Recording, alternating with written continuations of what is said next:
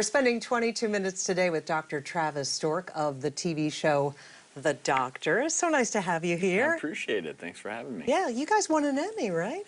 Well, we won an Emmy back in the day. We were nominated again this year. We brought home the big L, meaning we didn't win, but this year. But I always say that for me, a win with our show is we just found out we got renewed for 2 more years. So that'll put us into our 10th year when that is all said and done. So to me, awards don't matter. I just love doing what we do, and to do it for 10 years is pretty remarkable. And to get that re-up, that's great. Now, for somebody who doesn't watch the show, you guys have, you're a panel, right? And you discuss a lot of current health issues. Well, I call it a show that, it's a talk show that's different than any other. So when you tune into the doctors, excuse me, when you tune into the doctors, you're going to get the same elements of a normal talk show. The jabs, the laughter, the good times, but there's always an underlying element of you're going to learn something about your health. So we always, of course, the focus ultimately is what are the news stories that affect your health? What are the things out there that you may not be thinking about that may affect your health? And the thing is, what we've learned hosting the doctors is virtually every story in one way, shape, or form affects your health.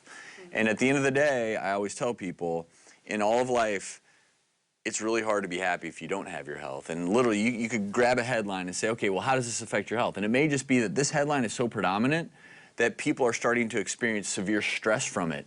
And the physiologic changes that go on anytime there's a headline that dominates, and everyone is talking about it in the news. You know, we'll take that headline and talk about it in a way of, okay, how do you discuss this with your kids and your family so that this doesn't become a health threat to you? Right. And take any headline that stays in the news. Right now, obviously, there are medical ones like the Zika virus, but how do you take these headlines and not cause it to ruin your health and stress levels? Right. And that's why I love the doctors, because we always look at it from, okay, how can we discuss this topic in a way that can help you? Right, and I'm afraid we in the media might be perpetrators of that stress because we do tend to play up the headlines. And you happen to be talking with us on a day when we had a couple of big news headlines. You mentioned Zika. It sounded like there was a little bit of good news on that front, that there was development of a vaccine. And then today we had a headline about a woman locally from Connecticut having the disease. I mean, should we stress about this? How big a threat is this going to be to our health going forward? Well, first of all, with the woman from Connecticut, I always hesitate. When someone catches a virus, I hesitate saying has the disease, because most people think of a disease as something that's incurable. The blessing and the curse with Zika is that for most people who get the virus, it's just not a big deal. The curse is if you're pregnant. What is it? I'm sorry to interrupt. Is it like having the flu, essentially? No, most people who get the virus don't even know they have it. Don't even know it. Okay. So maybe 20% of people have symptoms, and it may be like the flu: fever, joint pain, rash, things of that nature. And you wouldn't necessarily know it's the Zika virus, because what people need to understand is there are a plethora of viruses out there that cause the exact same symptoms. And so usually the only way we figure out that you've had something like Zika virus versus a different virus is after the fact. You know, you send the lab test off, and ultimately it comes back after you're over your illness, and you figure out, yep, that was this particular virus. The thing about this latest case is she was pregnant, had been to Central America, and we know that that is where the mosquito that is passing on the virus is thriving. You know, when a mosquito bites someone, if they have the virus in their system, then they can transmit it to you. The other concern now is that if a man goes to one of these countries in the Caribbean, South America, and they catch the virus, they could theoretically come home, have sex with, say, their spouse. Right. And if their spouse is pregnant, they could pass the virus, well, they can pass the virus on to their spouse. Right. And if their spouse happens to be pregnant, that's another huge risk factor, because the concern with Zika is if you get it when you're pregnant, the connection now with birth defects, including what's known as microcephaly, that has been found to be essentially a truth now. We know that there is this likely cause and effect, and that's a very scary thing. Right now, we don't have any documented cases in the U.S. where a mosquito bit someone and they got the virus here in the U.S. Right. Everyone who's gotten it here in the U.S. got it from traveling somewhere else. Right. Well, we hope it stays that way, right? Exactly. Another story that we've been talking about is antibiotics and the over-prescription thereof. I've seen that before. Sometimes I've had a cold and I've gotten a Z-Pack. And what's the harm in getting that and being on an antibiotics course? So if you had a soapbox, I'd jump up on it. And I've been on my soapbox on this for years and years and years, and no one seems to listen until hopefully now. So the majority of antibiotics prescribed in this country are unnecessary. And most people think, well, what's the harm? Well, we have all of these healthy, helpful bacteria that live in us and on us. And these bacteria, we need them to survive. Particularly right now, I'm doing a lot of research into what is known as our gut microbiome. All these bacteria that live and thrive in our gut, that keep inflammation levels down, that work in concert to keep your weight down and your health at an optimum level. Every time we take a course of antibiotics, we not only destroy the potentially bad bacteria, but we destroy the good bacteria too. Antibiotics are life-saving when you need them. Absolutely life-saving. I still prescribe them. But we... For what, for example? Like illness. when do you really need them? So a good example would be, let's say you have a bacterial pneumonia. You need antibiotics. Antibiotics fight off bacteria. Right. Most illnesses, like sore throats and colds, those are all viruses. Antibiotics do absolutely nothing. Nothing. Right. And so what's interesting is the time course of a cold is such that by the time you go to the doctor, get your antibiotic, a couple days later you feel better. But you would have felt better anyway.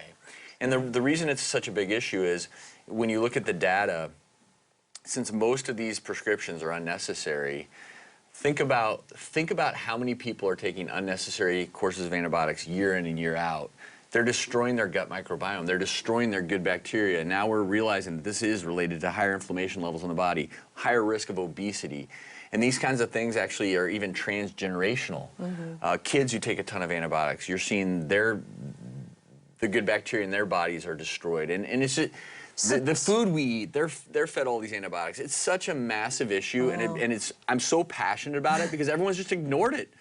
Everyone's just like, oh, whatever, I'll just take more antibiotics. And they're not. Just take it. Yeah, only if you need them. Yeah, and I guess the big irony, as you say, is that they're actually could make you sicker down the road when you take them to try to get well. And the sad thing is, you know, I'm a big believer in my profession, and doctors work very hard to train, and I'm very proud of my profession. But at the same time, we have done a very poor job as well, perpetuating some of these myths, because there are plenty of practitioners of medicine who think it's easier just to hand out an antibiotic prescription than to discuss why it may be a better idea to watch and wait, to be judicious with our use of prescriptions. And sadly, I see it every day.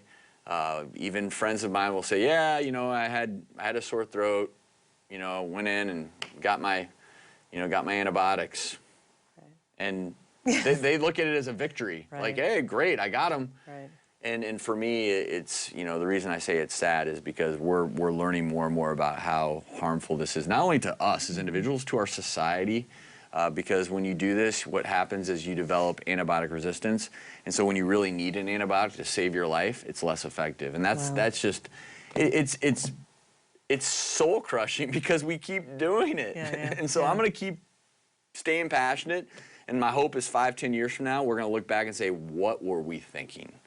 And I think we'll get there. Yeah, the numbers are really staggering on the overprescription. It's really kind of crazy.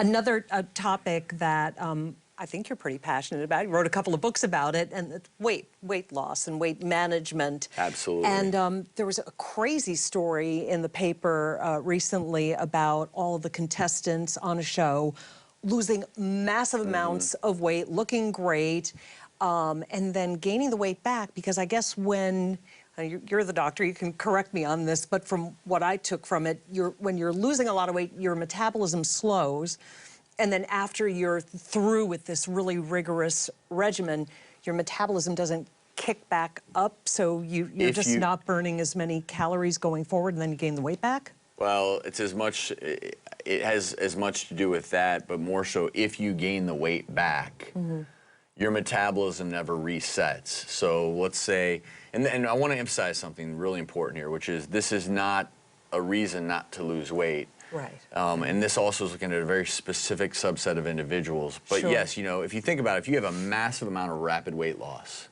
your metabolism is going to slow down just by nature. Right. That is just a reality because your metabolism in many ways is set by how big you are. And if you're heavier, your metabolism set point is a little bit higher.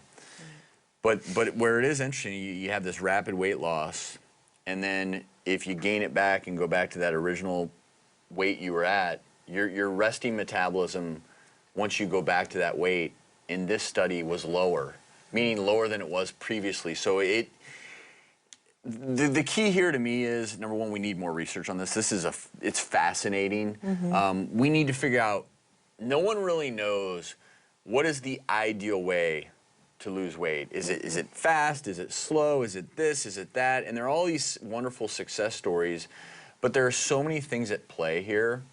And the reason I'm passionate about combating obesity is, you know, even if we have to use people's vanity to focus on maintaining a healthy weight, it is remarkable when you start talking about inflammation levels in the body and you look at the data, people who are overweight or obese, the level of inflammation in their bodies and the diseases that they suffer from. It's really obesity is a pro-inflammatory condition, and it really has nothing to do with physical appearances to me. It's all about that level of inflammation in the body. Visceral fat, the kind around your belly, releases all these biochemicals, and once you develop that visceral fat, it is so biochemically active. It releases all of these things that cause inflammation in the body. Sadly, also can lead to even things like depression, and it's just interesting. And what does the inflammation lead to? Just various diseases? Yeah, if you think about all the bad stuff. All the bad stuff. If you think about it, what are things like heart disease, all the major killers, cancer? Those are ultimately, part of it is this pro-inflammatory state, because when you eat foods, and I talk about eating foods they're going to reduce inflammation in your body, also help you manage weight. What's amazing is it's where your body wants to be. Your body is constantly at war with itself and inflammation. And if inflammation gets too high, all the chronic illnesses, your risk for them goes up. You know, and if instead your body's in this little sweet spot where, let's say, you know, you're going about your daily life, normal levels of inflammation, and you get sick, well, then your inflammation levels may go up because you're trying to fight off, say, a virus.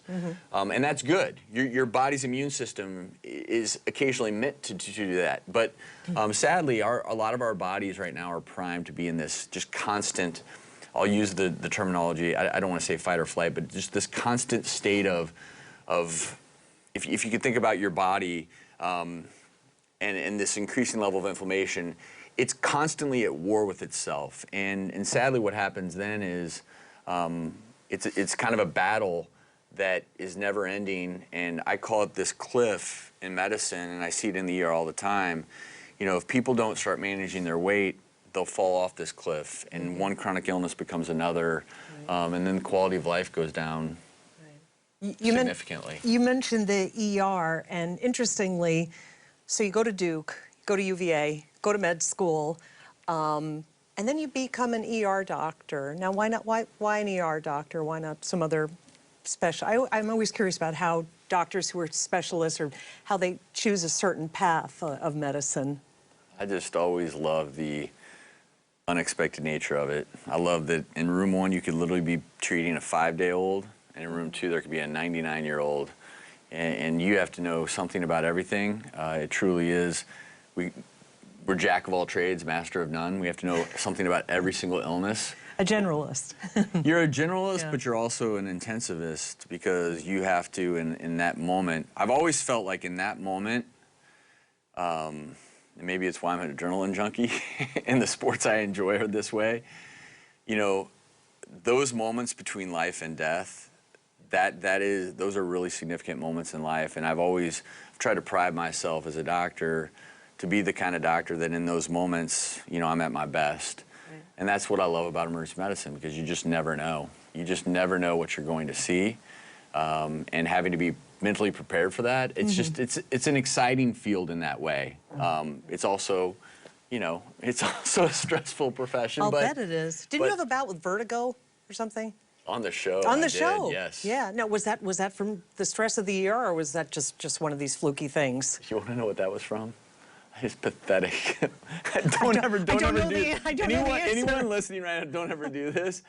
I was swimming and I got out of the pool and I had water in my ear and I just started shaking really hard to get the water out. And what that does is it causes the hair cells in your inner ear to go out of whack. You're kidding. And so basically when that happens, your body tells you you're upright even though you're, you know, so your body's orientation in time and space gets out of whack. So yeah, it was literally shaking my head so hard. I've only done that 1,000,000 times in my life. Wow. I had 2, but this go around. So you just leave it in? Well, no. Luckily, there are these maneuvers that you can do to reset them, and I was very blessed. An ear, nose, and throat doctor who specializes in vertigo was so great. I was trying to host a show and I couldn't, and we thought to ourselves, what a great opportunity to teach our viewers. Wow. It's one of the blessings of hosting a TV show. So reality TV here. Exactly. So fortunately, a doctor who had also fortunately spent time at Vanderbilt was in LA and through a friend of a friend came to the set and showed everyone at home how to treat the vertigo with the maneuvers. It was fascinating, and that's really quickly why I love our show. You know, we profile so many different illnesses, and even us, you know, we're patients sometimes. And I had never suffered from vertigo, but I had treated it a lot. Let me tell you, when someone comes into the ER vertigo now, I'm like, bless your soul. Like oh my gosh, I can only imagine how bad you feel because I've been there. I feel you, brother. Absolutely. Now, before this show, some people might be watching us and saying, I know that guy from somewhere. You were The Bachelor on one of the seasons, yes, back in the day, as you might say, a few years ago. I won't get into the details about that. Fans of the show, I'm sure, know. But did that parlay your career on television into the doctors, or did that lead to the Dr. Phil segments? How did you wind up being a TV doctor? Let me put it this way, there's no way I would be hosting The Doctors if it weren't for The Bachelor. And there was no way I would have been The Bachelor if I hadn't gone to dinner one night. So I was never meant to be on TV, and that's the great irony of this. And I always tell kids, never answer the question with certainty when someone says, where will you be 5 or 10 years? Just work hard, find your passions, and you never know. But yeah, you know, The Bachelor came about as a fluke, nothing I ever intended to do, and then... What was that? You were out to dinner with some friends and ran into somebody? Yeah, after an ER shift. Yeah, and a Bachelor casting director came up to us and bought a round of beers for the whole ER group, and the next thing you know, a month later, I was in Paris with the blessing of all of my ER colleagues, of course. And were you buzzed when you said yes to the offer to be on The Bachelor? No. There was that why? There were a lot of. Let me put it this way. There was a lot of. There was about a week-long period where I was like, "Can I do this? Is this? Okay. I'm a doctor. Do I want to?" And what was so cool about it, though, in retrospect, is back then the chairman of our emergency department at Vanderbilt said, "Travis, why wouldn't you do this? Things happen for a reason in life." And you know, I went and did that, and obviously it was it was an adventure. You know, good and bad in many ways, just in terms of I'd never been on TV. I'd never been in front of a camera.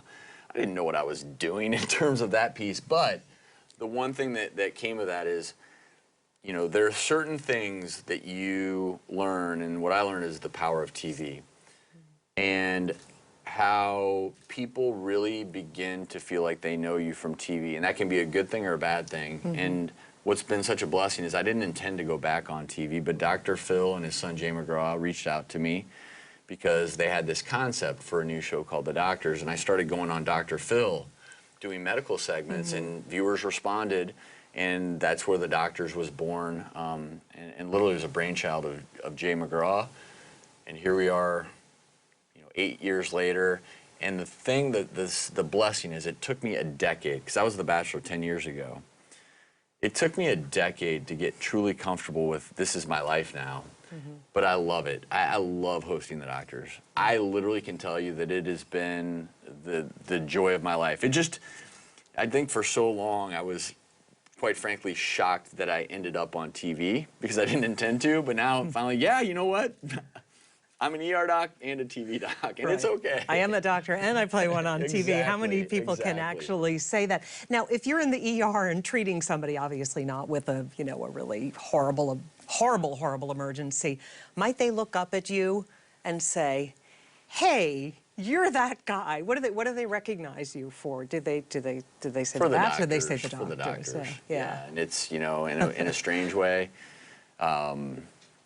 as long as there's not a disruption, it's amazing how if someone recognizes you, especially from the doctors, I think there's an element of ease, because if you go to the ER, it's scary. It's a scary place. It's crazy. And so it's actually one of those things, like you said, if it's not this crazy life and death situation, I think there's a level of comfort there if people recognize me from the show. Because when I host the doctors, what you see is what you get. I don't know how to be any way different. So I'm the same person when I'm in the ER as when I host the doctors. It's the same guy. So I think there's a level of familiarity there that works out well. Right. I have to ask you a really ridiculous question. Your last name being Stork. Over the years, how many times have people made jokes about you being a baby doctor, or is that just...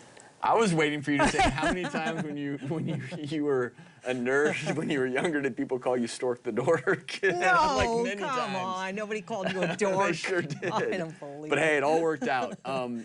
You know what? I can't tell you how often people are like, you need to be an OB with that last name. Right. And I always joke, the only way I'm delivering your baby is if it happens way too early in the ER, because you don't pick your profession based on your name. I learned that a long time ago. Right. And so you're still shuttling between Nashville, the ER there, and LA for the show. Nashville is home, and I've made a conscious choice. That's my home, and I love it there. It's a great city. I always say Nashville has soul. The people there have soul, and the people are just such good people. But, you know, when I go to LA now, I've been going there 8 years. I now know LA, and I have really good friends there. I have such a great group of people I work with on the doctors. I just love our group on the doctors. I literally love every single person I work with on that show. On stage, off stage, camera operators, all the people that make that show go care about it as much as I do. And we call it a family, and I think that's rare in TV. So when I get off the plane in LA, I'm happy to be there with my TV family. But then I get back on the plane to go back to Nashville, and I'm happy to be home. And it's ended up being the perfect balance for me, because I can't be in LA full time. It's just not. LA is not home. It's where my TV family is. And you're going to be with your TV family for another 2 years. Congrats on the renewal. Thank and you. I should mention that we can see you here locally, 9 a.m. On WLNY TV 55, The Doctors. So nice having you here, Well, thanks Doctor. so much for Thank having me. you I really so much. appreciate it. Enjoyed it. All right.